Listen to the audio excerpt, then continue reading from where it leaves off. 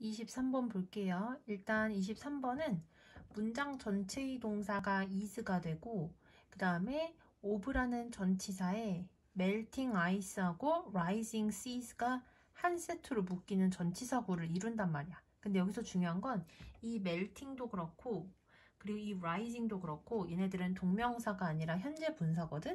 그래서 분사는 어떤 역할을 해요?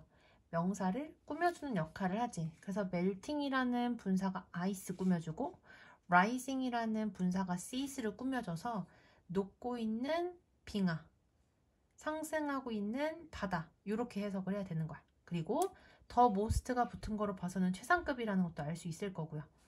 전치사구 없다고 생각하면 핵심 주어는 consequence거든. 얘는 보다시피 뭐예요? 단수 주어지. 그래서 어떤 비동사가 사용이 되었다? 단수 비동사가 사용이 되었다.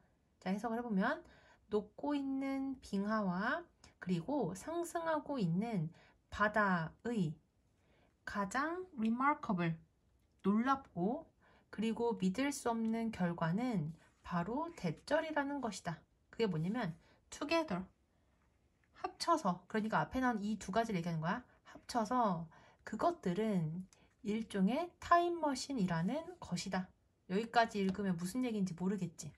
녹고 있는 빙하와 그리고 해수면이 상승하는 것은 지구 온난화로 인해서 생겨나게 되는 상황이거든. 그래서 이런 지구 온난화의 가장 놀랍고 그리고 믿을 수 없는 결과가 뭐냐면 이 지구 온난화의 결과인 녹고 있는 빙하와 그리고 상승하고 있는 바다는요, 일종의 타임머신이래.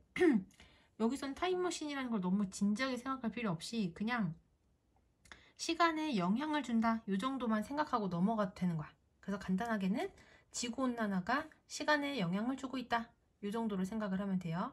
근데 이게 어느 정도까지 현실하고 매우 관련이 있냐면 너무 현실적이어서 그래서 그것들은 뭐라고 했어요? 녹고 있는 빙하와 상승하고 있는 바다라고 했지? 너무 현실적이어서 그것들은 우리의 하루의 duration, 기간을 뭐 하고 있다? 바꾸고 있다. 여기까지 됐죠? 자, 그래서 첫 번째 문장 그냥 어느 정도만 알고 있으면 되냐면 빙하가 녹고 그래서 바닷물이 상승을 하게 되는 것이 타임머신처럼 하루의 길이를 변화시킨다. 이 정도만 알고 넘어가도 돼요.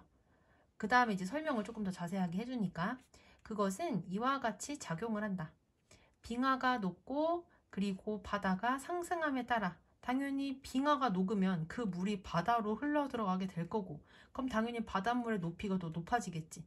그렇게 됨에 따라 중력은 적도 쪽으로 더 많은 물을 어떻게 한다? force, 밀어넣는다. 여기까지 되세요.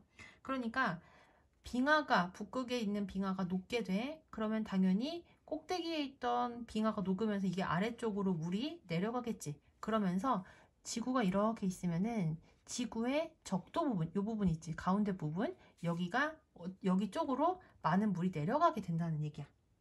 여기까지 이해되시죠?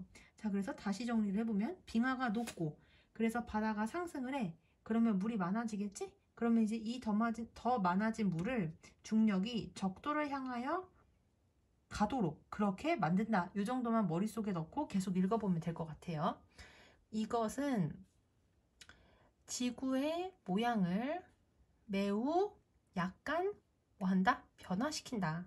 여기까지 됐죠? 여기서 ever은 그렇게 크게 해석이 되진 않고 그냥 강조를 나타낸다고 생각을 하면 돼요. 그래서 지금 위에 문장까지 읽어보면은 물이 어디 쪽으로 가게 됐어요? 적도 쪽으로 많이 가게 됐다고 했지. 중력 때문에. 이렇게 되면은 지구가 모양이 약간 달라지는 거야. 어떤 식으로 달라지겠어? 당연히 적도 쪽에 물이 많으니까 약간 가운데 부분이 두툼한 것처럼 그렇게 바뀌게 된다는 얘기를 이제 뒤에서 할 거고요. 콤마 ing니까 이거 분사 구문이지.